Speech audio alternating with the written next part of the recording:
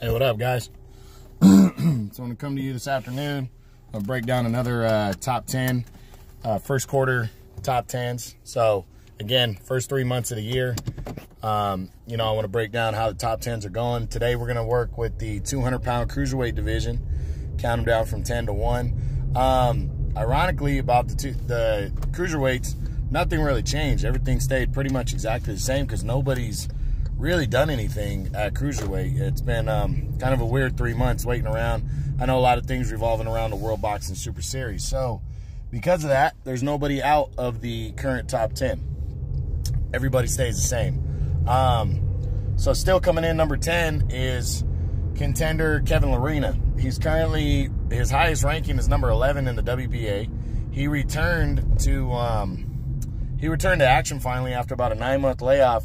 And he took on some undefeated unknown guy, scored a 4th round TKO, and stays in line for, hopefully what's could be a title shot by the end of the year, possibly getting himself into some kind of eliminator.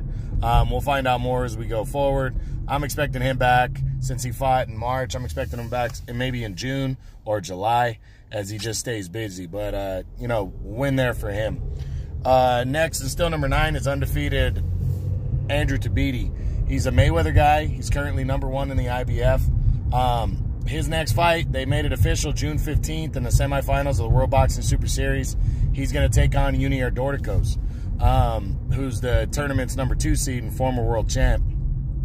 Now, I got Dorticos ranked 4th. He will be the favorite coming in over Tabiti, but I do believe this fight's going to end up being for the vacant IBF Cruiserweight title. Tabiti, as I said, is the number 1 ranked fighter in the IBF right now.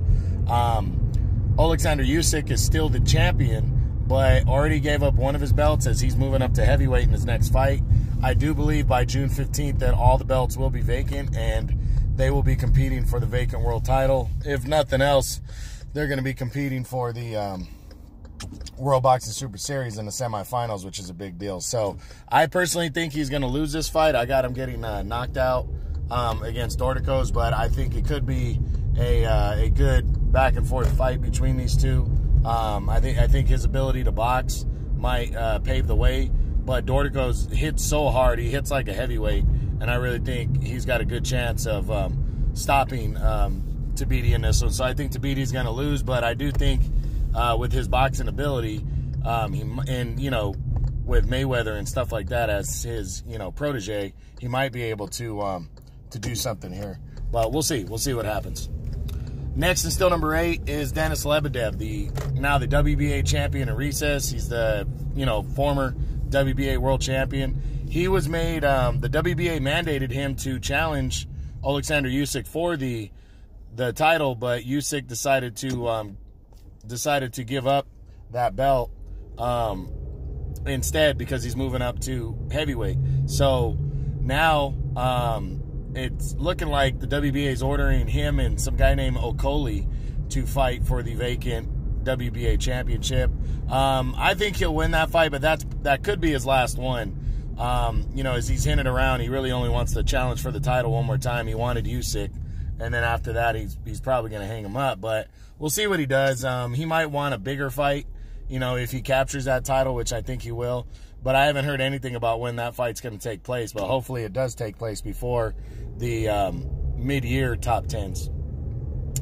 Next and still number 7 is Polish contender Mateusz Masternak. Haven't heard anything on what's going on with him. He hasn't fought since he lost in the quarterfinals of the World Boxing Super Series to Junior Dorticos by a decision back in October. So hopefully we hear something on his return. Next to number 6 is contender Noel Mikhailian, or Gavor. They keep going back and forth with this guy's last name. I can't tell which one is which, but he has nothing, no news on him. He hasn't fought since he lost in the quarterfinals of the World Boxing Super Series when he got robbed against number 1 seed Maris Bradis. So hopefully we hear something on his return sometime soon. Next and still number 5 is former WBO champion and actually the current WBO interim champion, Krzysztof Glowacki.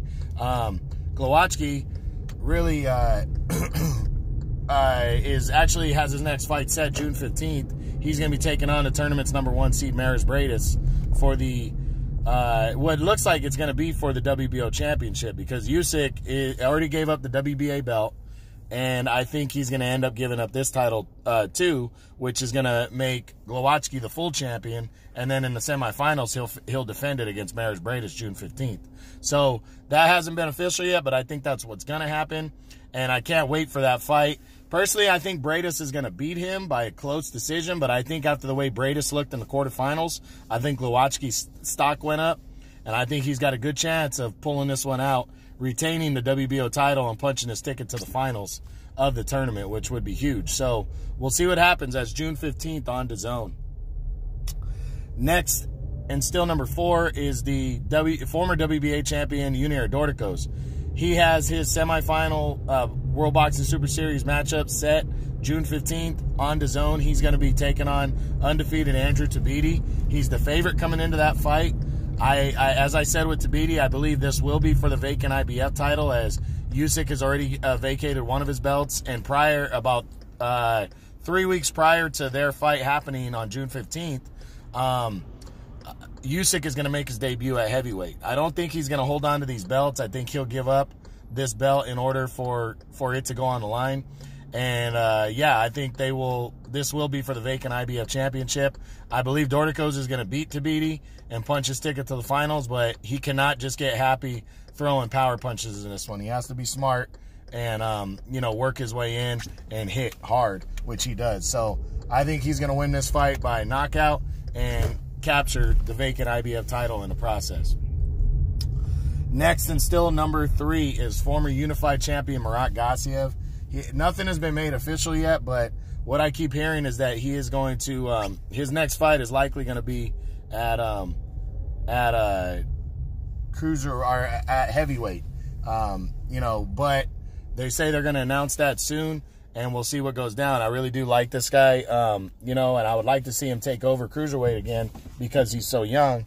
But I think, but if he wants to move up to heavyweight, we'll see how he does. He's a very young fighter, and I can't wait to see him return. I hope it's before the middle of the year.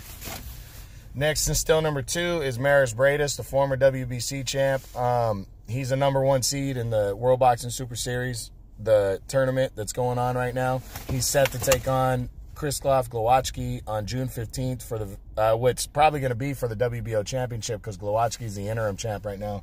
I like this guy. He got lucky in the first round, though, and I'm hoping he pulls off the win here, because he's the only guy to give Usyk a good fight, and I can't wait to see what he does bouncing back off of that lucky decision he got against McCallion in his in the quarterfinals of the World Boxing Super Series. So I'm looking forward to it. June 15th on DAZN against Glowacki for the title. And then finally, still #1, is the now unified champ, undefeated Alexander Usyk. I would say undisputed, but he's given up the WBA belt. They ordered him to defend the title against Denis Lebedev. He decided to vacate the belt, and because of his move up to the heavyweight division, he made it official today that he's returning May 25th in the main event of a DAZN card. He's taking on former heavyweight title challenger Carlos Takam in his heavyweight debut, and should be good. I think he's going to win this fight by decision, but if he brings some power up, I think there's a chance he stops Takam late, and I think he's going to end up giving up all his belts as he pursues his career full-time at heavyweight. So that's May 25th on DAZN. Check it out. True Boxing. Been hit with the truth.